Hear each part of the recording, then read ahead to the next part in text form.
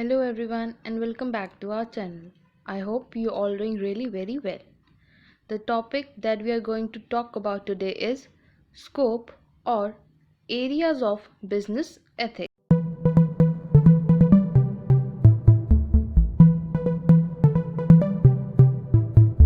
तो चलिए शुरू करते हैं. अंडर दी स्कोप और areas of business ethics total 6 areas आते हैं, जिसमें हम सबसे पहले डिस्कस करते हैं ethics in compliance.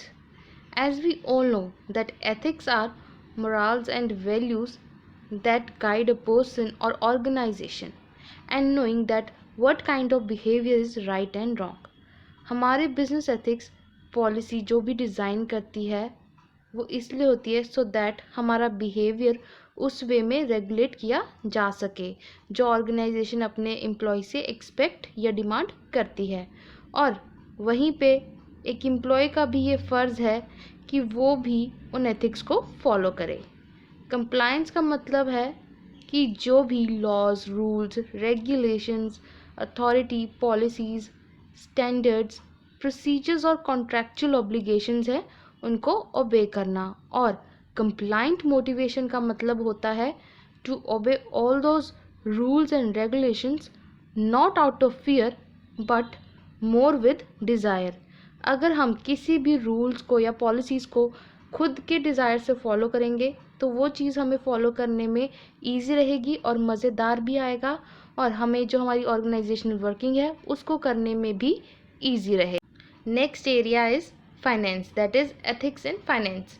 Ethics in finance ऐसी बाउंड्रीज क्रिएट करना है जो कि प्रोफेशनल एंड पर्सनल इंटरेस्ट को कन्फ्लिक्ट होने से बचाती हैं विद द एम्प्लॉयर. और फाइनेंस एथिक ऐसी चीज़ है that is to be followed by all level of companies, चाहे वो स्मॉल बिजनेस है, मिड लेवल का बिजनेस है या बहुत ही हाई लेवल का बिजनेस है, क्योंकि एक कंट्री का जो भी वेलबींग है वो उसके फाइनेंशियल बैकग्राउंड से ही पता लगाया जा सकता है. किसी भी फाइनेंशियल हेल्प के बिना we all know that any kind of business can not survive in the economy for a longer period of time. और जो हमारे फाइनेंस एथिक्स है वो हाँ इंडस्ट्री टू इंडस्ट्री वेरी कर सकते हैं, but every business should be conducted with utmost loyalty, honesty, devotion and good faith in each other.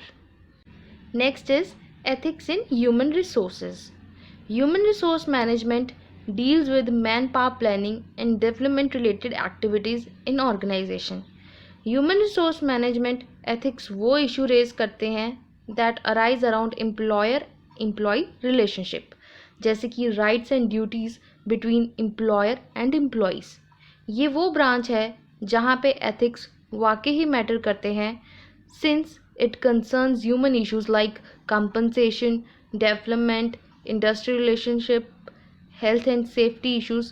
जो HR professionals होते हैं they must be great in dealing such ethics, moral and legal responsibilities, जैसे कि in recruiting, training, reviewing, terminating and working with employees.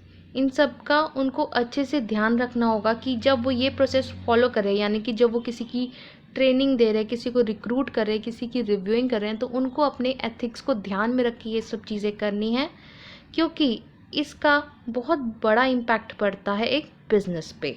Is ethics in marketing which refers to applying ethics in marketing process. हमको हर तरह से loyal, fair and responsible रहना है while taking decisions related to marketing. जब हम morality की बात करते हैं related to marketing decisions, it can be seen in different parts of marketing such as raw material, staff employment, product advertisement and pricing.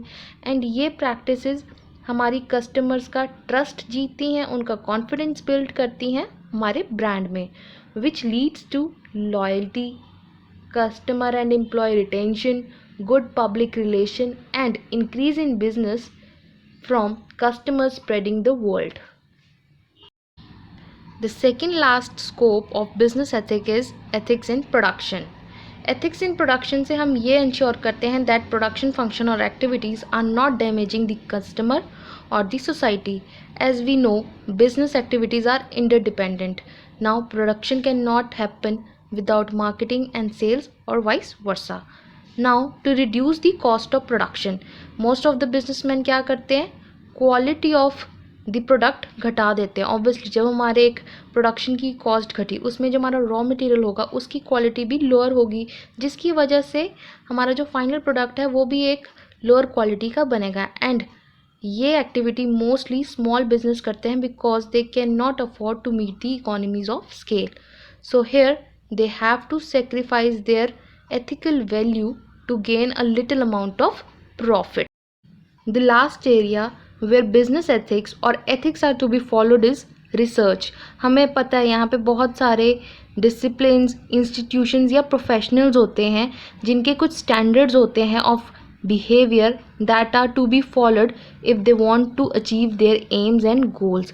यानी कि एक रिसर्चर को अगर अपना रिसर्च वर्क कंप्लीट करना है तो कुछ एथिक्स होते हैं जो उन्हें फॉलो करने हैं।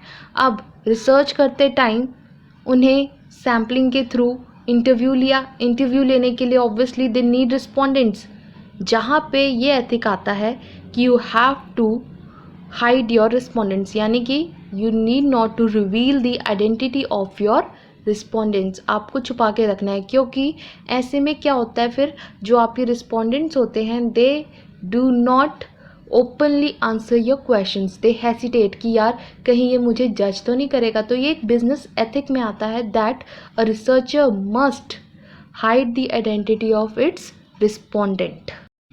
So these are the 6 areas or scope of business ethics. I hope you are clear with today's topic.